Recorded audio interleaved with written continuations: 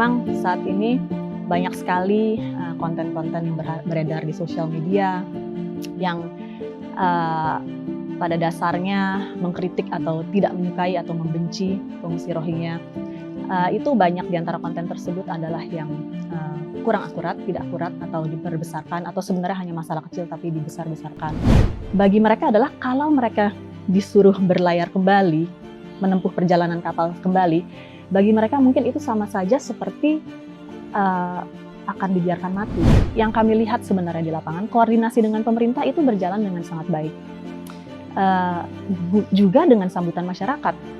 Kami melihat bahwa di lapangan saat ini banyak masyarakat Aceh yang juga mengutarakan atau menunjukkan rasa iba dan mau membantu pengungsinya.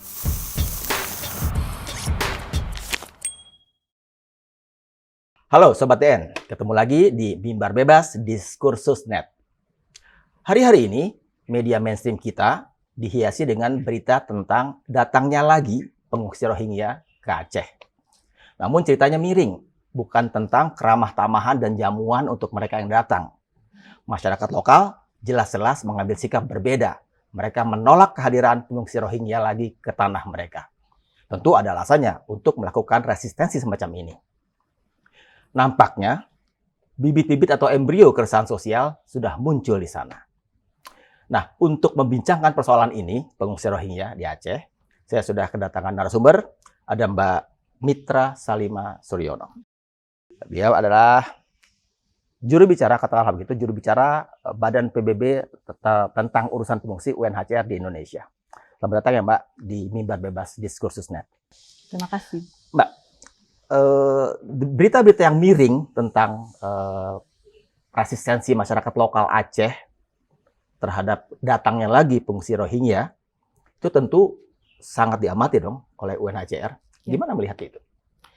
Ya, mungkin perlu kita samakan persepsi dan ketahui dulu ya pentingnya untuk memahami sebenarnya siapa sih pengungsi Rohingya itu dan kenapa mereka datang ke sini. Jadi mereka itu kan secara definisi adalah pengungsi, yang artinya orang-orang yang datang ke negara lain, jadi tidak hanya ke Indonesia ya, untuk menghindari konflik atau penganiayaan atau diskriminasi, yang mana bagi Rohingya hal itu mereka alami secara berat di negara asalnya. Gitu. Dan karena itulah mereka terpaksa datang ke Indonesia.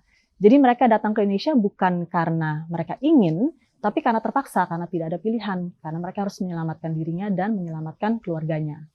Jadi apabila saat ini kita lihat banyak penolakan, kami adalah Badan PBB dan kami bergerak di bidang kemanusiaan. Secara kemanusiaan tentunya kami menyuarakan agar pengungsi itu bisa selalu diterima. Menko Polhukam, Pak Mahfud memang bilang selama ini Indonesia berbasiskan pada kemanusiaan ketika menerima pengungsi Rohingya yang datang. Namun persoalannya sekarang lebih rumit dari itu. Ketika katakanlah muncul keresahan sosial, kecemburuan sosial malah. Ketika pengungsi dikasih fasilitas kan ya, dengan fasilitas dasar, makan atau segala macam. Sementara banyak warga lokal yang merasa jadi ada ketidakadilan terhadap mereka gitu kan. Mereka harus berjibaku mencari penghasilan sendiri yang mungkin levelnya jadi di bawah para pengungsi itu gitu. Dan kemudian Pemdanya juga menjerit katakanlah begitu karena tidak punya dana yang cukup untuk membiayai hidup para pengungsi itu gitu kan. Pertanyaannya mungkin apakah UNHCR semaksimal apa bisa menanggung kehidupan para pengungsi yang datang ke Aceh sehingga katakanlah keresahan Pemdanya itu juga bisa tertanggulangi gitu. Oke. Jadi sebenarnya kita sangat berterima kasih ya kepada pihak pemerintah karena Indonesia selama berpuluh-puluh tahun selalu sudah memberikan izin untuk pengungsi masuk dan tinggal secara aman di Indonesia dan mendapatkan perlindungan. Perlindungan yang kami maksud adalah bukan hanya perlindungan internasional dalam arti akses ke Indonesia, tapi juga ke depannya setelah mereka mendapatkan akses ke Indonesia, UNHCR itu akan bekerja sama dan berkoordinasi juga dengan pemerintah, tapi lebih utamanya dengan partner, dengan donor, dengan stakeholders kami untuk bersatu padu memastikan agar kebutuhan pengungsi ini bisa terpenuhi dengan cara-cara yang tidak membebani pemerintah dan masyarakat. Dalam hal ini kami memiliki pendanaan sendiri. Kami punya mitra-mitra kerja yang juga independen memiliki pendanaan sendiri seperti IOM, seperti YKMI, Dompet Duafa, dan beberapa partner-partner lainnya yang bukan hanya kali ini ya, tapi di tahun-tahun sebelumnya sudah selalu memberikan support dan bantuan dan dukungan kepada UNHCR untuk pendanaan pengungsi. Jadi sebenarnya tidak terlalu banyak beban secara finansial yang terbebankan kepada pemerintah dan kepada masyarakat. Gitu. Tapi memang kebutuhan itu sangat besar ya. Jadi itu bukan kebutuhan yang kami bisa anggap kecil. Karena itu juga memang advokasi kami ke depannya adalah bagaimana supaya para pengungsi ini, bukan hanya pengungsi Rohingya ya, bisa diberikan akses untuk menuju kemandirian. Jadi ada beberapa inisiatif yang mana juga sudah mendapatkan restu dari Indonesia ya. Dalam arti pada suatu ketika di tahun 2019 ada sebuah Global Refugee Forum di Jenewa yang dihadiri oleh perwakilan Indonesia. Di sana Indonesia memberikan komitmen untuk memberikan pemberdayaan produktivitas kepada pengungsi. Jangan disalahartikan hak untuk bekerja, bukan. Tapi jadi kami berusaha untuk meningkatkan kemandirian mereka dengan cara-cara seperti apabila mereka boleh involve dalam aktivitas seperti magang, pelatihan, gitu, yang melibatkan masyarakat Indonesia juga. Jadi ini adalah suatu program yang memang sudah berjalan, banyak contohnya di Jakarta, ya, di mana refugees itu bergandengan tangan dengan orang Indonesia, apakah itu berjualan roti atau bikin hasil karya fotografi dalam segala hal, gitu, yang memberikan dampak positif bagi masyarakat Indonesianya, gitu. Jadi mereka bisa punya produk yang bisa ditawarkan ke masyarakat bagi orang Indonesianya. Sementara untuk pengungsinya, mereka bisa mendapatkan semacam uang transport atau uang makan siang yang jumlahnya tidak seberapa, tapi mungkin sangat berarti bagi mereka. Nah, sebelum level itu tercapai, katakanlah ketika pengungsi itu bisa lebih mandiri lagi dengan program-program itu. Sekarang kan jelas-jelas Pemda setempat sudah keberatan dengan biaya yang mereka harus tanggung, gitu kan. Nah, pertanyaannya, bisakah UNHCR menanggung 100%, mengambil alih tanggung jawab 100% biaya yang harus dikeluarkan oleh Pemda itu untuk pengungsi Rohingya? UNHCR tidak bisa bekerja sendiri ya Pak. Dalam hal ini kita banyak partner lain, banyak donor lain, banyak organisasi lain yang mau bantu. Itu dengan segala jadi mungkin kita sebutnya UNHCR dan teman-teman ya. Ya, kita sudah menyanggupi akan mengurus mereka ke depannya selama ini. Jadi sebenarnya koordinasi yang utama ketika dalam masa darurat ya, dalam masa darurat nomor 1 kita harus pastikan kesehatan dan keselamatan pengungsinya dulu. Jadi kebutuhan utamanya biasanya itu makanan, minuman, karena mereka tuh habis menempuh perjalanan 3 minggu, 2-3 minggu lewat kapalnya tidak layak. Kebanyakan dari mereka adalah perempuan dan anak-anak. Jadi ketika mereka tiba, mereka berada dalam kondisi yang sangat lemah ya. Jadi darurat adalah makanan, minuman, pelayanan kesehatan, obat-obatan. Nah, selanjutnya adalah penampungan. Dalam hal ini yang memang harus mengidentifikasi tempat penampungan itu dalam hal ini pemerintah, karena Indonesia tentunya tidak bisa mengambil keputusan tersebut dan UNHCR tidak bisa mengambil keputusan tersebut dan kami menunggu arahan dari pemerintah kemana refugees ini akan ditempatkan. Setelahnya apabila suatu penampungan sudah ditentukan oleh pemerintah, oleh Pemda, kemudian UNHCR dan mitra kerja dan kawan-kawan tersebut akan bersatu padu untuk meningkatkan fasilitas di penampungan tersebut. Jadi tidak menggunakan dana dari Pemda, begitu pula untuk kelangsungan hidup pengungsinya setelah itu. Jadi itu memang biaya dari UNHCR dan partner-partner kami, donor, organisasi yang selama ini memang sudah support UNHCR dan pengungsi. Ketika Mbak Mita tadi bilang tentang makanan di awal tadi ya, jawaban tadi, bagaimana dengan cerita-cerita di luaran sana, di media sosial gitu, ketika ada cerita bahwa ada berita bahwa para pengungsi itu membuang makanan yang diberikan, kan? Atau merasa tidak puas dengan volume, dengan nasi bungkus yang kurang banyak segala macam. Itu UNHCR apakah sudah memastikan itu ada kejadiannya atau memang itu rekaan-rekaan aja? Jadi begini ya, memang saat ini banyak sekali konten-konten yang beredar di sosial media yang pada dasarnya mengkritik atau tidak menyukai atau membenci pengungsi Rohingya. Itu banyak di antara konten tersebut adalah yang kurang akurat, tidak akurat, atau diperbesarkan, atau sebenarnya hanya masalah kecil tapi dibesar-besarkan. seperti yang tadi saya sebutkan, penting untuk pahami bahwa mereka datang ke sini dalam keadaan putus asa. Jadi mungkin kalau kita berbicara satu insiden ketika memang mereka di kamera yang terlihat adalah mereka membuang makanan gitu ya, itu kondisinya pada saat itu sangat tense ya, sangat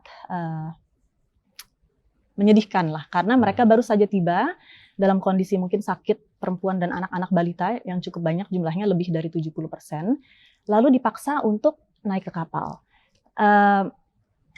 Perasaan mereka itu adalah mereka baru saja 2-3 minggu berlayar dalam perjalanan yang harus menempuh badai berkali-kali di sebuah kapal yang tidak layak, tidak semuanya beratap selama 2-3 minggu. Jadi rasa sakit badan dan sakit pikiran tentunya pastinya sedang besar-besarnya. Lalu dipaksa untuk naik ke kapal. Nah, pada saat itu memang emosinya tinggi sekali. Dalam arti mereka memohon, begging, agar mereka diizinkan untuk mendarat. Banyak dari mereka menangis, dan karena tensi yang sangat tinggi itu, bagi mereka adalah kalau mereka disuruh berlayar kembali, menempuh perjalanan kapal kembali, bagi mereka mungkin itu sama saja seperti akan dibiarkan mati gitu Pak. Karena kan kita nggak tahu ya kondisi di laut sana, itu kan sesuatu yang tidak manusia bisa prediksi. Jadi ketika mungkin, saya tidak tahu, mereka melakukan aksi tersebut, ada kemungkinan karena mereka merasa saya akan mati anyway gitu. Kalau dilepaskan kembali ke laut. Jadi bukan makanan yang akan membantu saya untuk hidup. Itu mereka memohon untuk bisa diberikan penerimaan. Begitu mungkin Pak, itu salah satu contohnya. Nah, ada juga kutipan yang ngomong itu otoritas kepolisian di Aceh sana, bahwa salah satu alasan penolakan kepada para pengungsi Rohingya yang datang itu karena perilaku behavior mereka yang gelombang-gelombang sebelumnya yang buruk, katakanlah begitu, kabur, terutama mau ke Malaysia. Gitu. Itu yang membuat sekarang tuh kemarahan itu salah satunya memuncak karena alasan itu. Gitu. Betulkah ada yang berusaha kabur ke Malaysia mungkin karena keluarganya itu terpisah, ada yang mengungsi ke Malaysia dan dia di Aceh sana terus kemudian berusaha ke sana gitu? Mungkin Pak, karena begini, seorang pengungsi ketika mereka mengungsi ya, mereka kan melarikan diri dari penganiayaan atau situasi yang membahayakan dirinya atau keluarganya. Seperti pengungsi Rohingya, mereka lari dari Myanmar karena di sana tidak aman, mereka ada penganiayaan berat, ada diskriminasi. Lalu mereka genocide juga di sana. Kenapa? Ada genocide juga di sana. Penganiayaan berat, diskriminasi, konflik dan berbagai hal yang mengerikan yang menimpa mereka dan keluarganya. Bukan genocide ya? Well, saya tidak bisa menyimpulkan demikian, tapi bentuk saya bisa sebutkan penganiayaannya berat sekali. Ya. Lalu mereka melarikan diri ke Bangladesh. Di Bangladesh itu insecurity di beberapa tahun terakhir ini meningkat. Jadi karena itulah yang menyebabkan Bangladesh sudah bukan menjadi tempat yang ideal bagi beberapa di antara mereka sehingga mereka pergi lagi ke negara lain. Itu memang common atau umum terjadi kepada pengungsi. Karena pengungsi itu tidak memiliki rumah yang nyaman seperti kita.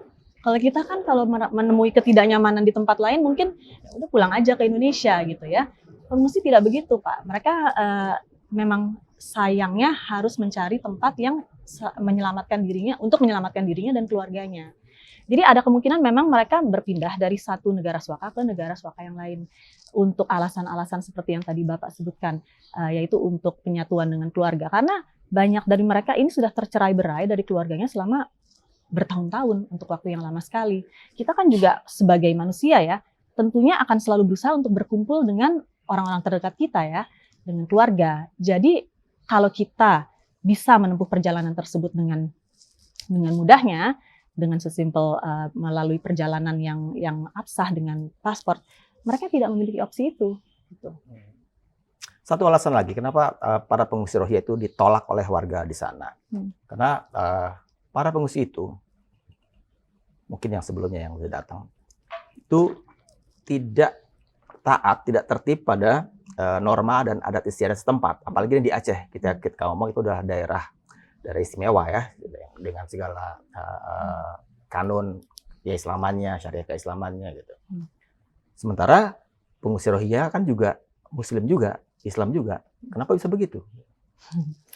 Ya, mungkin ada berbagai alasan juga ya. Nomor satu saya juga ingin sampaikan di sini adalah bahwa sering ada mispersepsi atau kesalahpahaman, dipikirnya pengungsi itu adalah orang-orang yang kebal hukum. Dalam hal ini Siapa yang mikir begitu? ada general perception saja. Ada yang berpikir kalau mereka di negara kita gitu misalnya, kok mereka dibiarkan boleh seenaknya? Tidak begitu.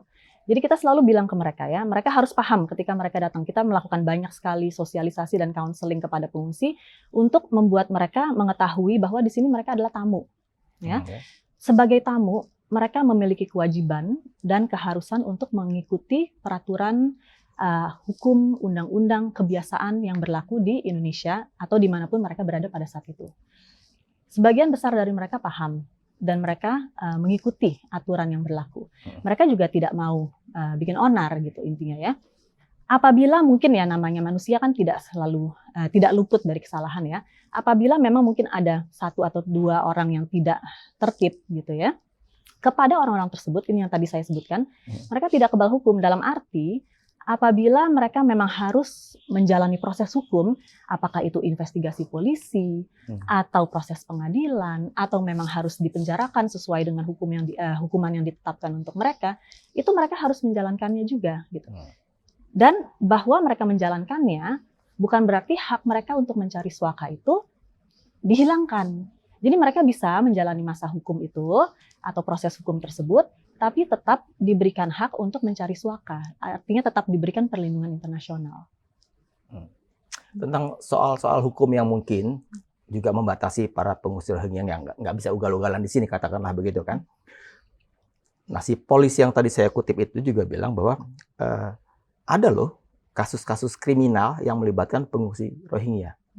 Yang mungkin paling menarik perhatian karena mungkin paling serius, salah satunya adalah tudingan melakukan pemerkosaan terhadap anak di bawah umur. Kan? UNHCR mendengar kasus itu nggak? Tentunya kami mendengar laporan-laporan seperti itu. Dan itu yang tadi saya sebutkan. Kalau memang benar ada sesuatu yang terjadi, yang mana saya bisa pastikan jumlahnya sedikit sekali dalam hal ini, kita sudah, maksudnya pengungsi sudah hadir di Aceh, di Indonesia selama bertahun-tahun ya. Dalam beberapa tahun, kurang lebih setidaknya dari 2015. Itu paling tidak lebih dari 2-3 kasus. Gitu. Jadi jumlahnya memang kecil dan seperti yang tadi saya sebutkan, kalau memang benar ada yang melakukan hal tersebut, ya mereka harus menjalani proses hukum yang ada gitu. Lakukanlah investigasi. Kalau misalnya memang harus melalui proses pengadilan, ya mereka juga harus melakukan itu. Mereka harus memasuki masa pengadilan. Dan kalau memang dari pengadilan tersebut ada hukuman yang ditentukan, mereka harus menjalani. Dan itu sudah dilakukan juga. Gitu. Ada kasus yang real di sana tentang itu? Mungkin saya tidak bisa berkomentar, tapi saya harus sedikit ingin menjelaskan bahwa itu tidak sepenuhnya seperti itu. Karena kalau tidak salah dituduhkannya kepada pihak warga lokal ya. Nah, anak di bawah umur malah. Setidaknya pelecehan seksual kasusnya. Kalau mungkin bukan tudingan specifically pemerkosaan ya. Betul. Setidaknya pelecehan seksual. Mungkin. Dan ya itu yang tadi saya sebutkan ya, karena manusia kan tidak luput dari kesalahan, tapi bukan berarti itu menjadi alasan untuk mereka tidak boleh dipukul rata semua kriminal gitu. Karena mereka ini, apalagi gelombang yang baru datang kemarin ya, lebih dari 70% ya, jadi lebih dari 1/3 dari kelompok pengungsi Rohingya ini adalah perempuan dan anak-anak yang justru telah menjadi korban dalam berbagai kejahatan in the past gitu di masa yang lalu. Ketika dari negara bagian Rakhine bacanya ya, di Myanmar sana, mereka terusir katakanlah begitu dalam tanda kutip ya, mengungsi kemudian di Bangladesh karena tetangga kan itu kan lebih dekat dari sini. Terus kemudian Mbak bilang tadi ada situasi yang insecure buat mereka, terus mereka kemudian berusaha pindah mengungsinya. Kenapa preferensinya Indonesia dan Malaysia? Kan Malaysia paling banyak, lebih banyak dari Indonesia yang ditampung di Malaysia kan. Apakah mereka tahu karena memang mereka paham bahwa orang-orang Indonesia itu ramah tamah kan, dengan tangan terbuka, kemudian menerima kedatangan, lalu kemudian itu yang dieksploitasi, mengeksploitasi kebaikan orang Indonesia. Oke. Mungkin ada sedikit kaitannya dengan yang tadi saya jelaskan ya, bahwa pengungsi itu memang at least kemarin-kemarin ketika ada pengungsi Rohingya yang datang ya. Jadi sebenarnya tidak hanya pengungsi Rohingya, tapi kepada kemarin yang datang itu ketika kita berbicara dengan mereka, mereka tuh selalu bilang sebenarnya mereka ingin berada dimanapun atau di tempat di mana mereka bisa hidup dengan tenang, tanpa penganiayaan, tanpa konflik. Jadi sebenarnya tidak tertuju pada Indonesia dan Malaysia saja. Mereka bisa memutuskan berbeda gitu. Dan dalam hal ini pengungsi Rohingya benar tidak hanya ada di Indonesia dan Malaysia, Mas. Jadi sebagian besar dari mereka adanya di Bangladesh, sekitar lebih dari 960.000 orang. Kemudian juga Malaysia lebih dari 107.000 orang. Dan India juga lebih dari 22.000 orang. Jadi sebenarnya bagi mereka itu tidak mutlak mereka mau secara jelas ingin ke Indonesia, tapi memang yang penting bagi mereka adalah untuk mendapatkan negara yang bisa memberikan keselamatan, gitu, memberikan mereka a sense of peace, perdamaian, gitu. Karena mereka sepanjang hidupnya tidak pernah merasakan itu. Atau memanfaatkan sentimen agama, karena Indonesia mostly Muslim, mereka juga Muslim, gitu. Malaysia juga Muslim banyak, gitu. Saya rasa bukan itu juga sih. Setidaknya itu bukan sesuatu yang kami dengar dari mereka. Ketika kapal datang membawa pengungsi ya, datang. Itu dari 2015 ya kalau saya baca press release-nya UNHCR ya. 2015, sebenarnya sebelum 2014, 2020, 21, 22, 23 ini kan, gitu kan. Dengan mereka katakanlah stateless kan, para pengungsi itu kan tidak diakui sebagai warga negara Myanmar kan. Kalau nggak salah petinggi polisi lokal di sana bilang ini udah pantas disebut sebagai penyelundupan manusia ini dengan datang kapal yang pengungsi itu. Setuju kah Anda dengan itu? Nah, menanggapi hal tersebut, bisa saya sampaikan sekali lagi bahwa justru pengungsi Rohingya yang jumlahnya lebih dari sepertiga diantaranya perempuan dan anak-anak, itu adalah korban dari penyelundupan. Jadi sebenarnya mereka adalah banyaknya justru korban dari people smuggler. Dari Bangladesh sana, artinya udah ada katakanlah mafianya. Ya mungkin ya, bahkan mereka menyebutnya sebagai agent ya. Bahkan ketika sampai di Indonesia, karena ada juga cerita ya mungkin di media sosial seperti sudah disetting ya, mereka datang kapal-kapal itu dengan perencanaan kapan waktunya kira-kira, ini kemudian ada katakanlah petugas UNHCR di sini yang katakanlah menyambut itu. Betulkah itu? Kalau mengenai petugas UNHCR menyambut pengungsi, itu ya memang karena kami adalah organisasi yang dimandatkan untuk penanganan pengungsi. Jadi kita memiliki staf yang memang ada di beberapa lokasi di Indonesia, dan apabila memang lokasi tersebut adalah reachable atau misalnya bisa kami gapai ya dari posisi duty station kami, tentunya kita akan datang ke tempat di mana pengungsi tersebut tiba. Tapi bukan serta-merta menjemput ya Pak. Biasanya kita mendapat laporan dulu dari pihak otoritas bahwa ada sekian pengungsi tiba di lokasi tertentu. Kemudian kita akan datang ke sana dan akan menemui mereka dan melihat kondisinya. Jadi bukan kita menjemput mereka. Gitu. Bahwa sekarang jelas-jelas pemerintah pusat pun jadi tersusahkan dengan perkembangan pengungsi Rohingya di Aceh sana. Karena pemerintah daerah menjerit, dan itu kan bawahan pemerintah pusat. Gitu kan. Sampai kemudian Pak Menko Polhukam bilang, Indonesia kan basically tidak pernah menaikkan konvensi tentang pengungsi itu kan. Artinya sebenarnya bisa saja menolak kedatangan para pengungsi itu kan. Nah, tapi Indonesia juga memiliki UUD 45 pasal 28 yang mengakui hak untuk mencari suaka atau memberikan suaka politik bagi semua orang yang membutuhkan. Jadi memang sebenarnya kewajiban untuk memberi pertolongan atau perlindungan internasional kepada pengungsi itu ada di tangan negara, dan bukan hanya Indonesia, tapi semua negara. Gitu. Dan dari situlah kemudian pemerintah meminta UNHCR untuk datang, untuk ada di sini, untuk menangani permasalahan yang berhubungan dengan kedatangan pengungsi. Jadi kami di sini ada atas permintaan pemerintah, dan kita bekerja sama erat sekali, berkoordinasi dengan pemerintah dalam hal penanganan pengungsi di Indonesia, karena itu adalah tanggung jawab kita bersama. Nah, ada seorang pengamat, atau mungkin dia akademisi kalau nggak salah ya, menyikapi persoalan ini. Dia punya gagasan, katakan lagi, punya pendapat, katakan lebih opininya, Ya silakan aja tuh pada para pengungsi itu datang, tapi kemudian diberlakukan semacam difilter. Hmm, Yang mana benar-benar pengungsi, yang mana bukan, yang mendompleng aja, yang mungkin di betul. sananya terlibat hukum Ya, atau ya. segala yang kira-kira begitu kan. Hmm, Jadi ada intelligent assessment terhadap mereka gitu. hmm. Itu gimana UNHCR katakanlah menyikapi Jadi, nah, opini kayak gitu? itulah salah Manusiawi satu. kah? Ini sebenarnya yang ada sebagian yang memang mandat UNHCR ya. Jadi mungkin boleh saya jelaskan agak panjang ya, Mas. Boleh, boleh.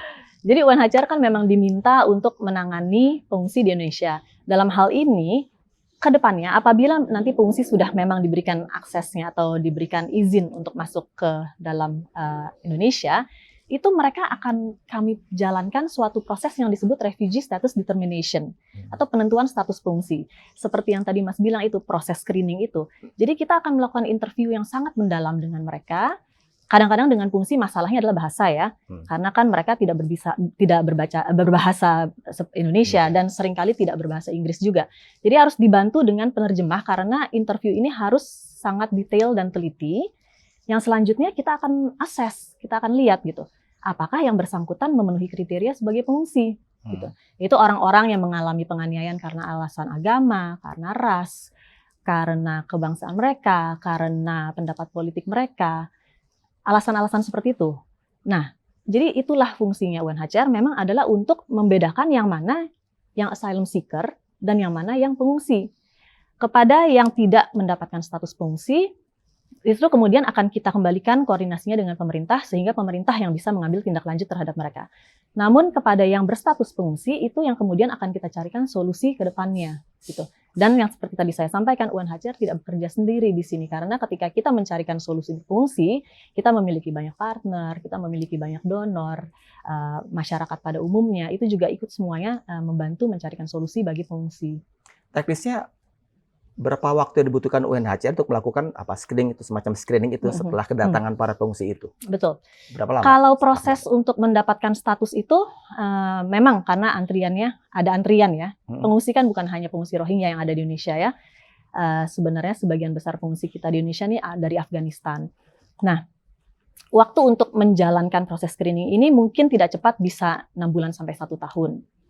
Tapi sebenarnya yang lebih mengkhawatirkan adalah bukan proses penentuan status pengungsi ini, tapi ke depannya. Dalam arti kepada pengungsi itu secara tradisional ada 3 kemungkinan. Yang pertama adalah dipulangkan ke negara asalnya ketika perang atau konflik atau penganiayaan di negara tersebut sudah berakhir. Yang kedua adalah apabila negara tempat pemberi suaka tersebut adalah negara yang memberikan integrasi lokal, itu bisa juga, tapi Indonesia bukan. Indonesia tidak memiliki skema integrasi lokal. Jadi option yang kedua ini bukan opsi di Indonesia. Nah, yang ketiga ini adalah penempatan di negara ketiga atau resettlement. Ini adalah penempatan atau penerimaan secara jangka panjang oleh negara-negara seperti Amerika, Australia, Inggris atau New Zealand gitu.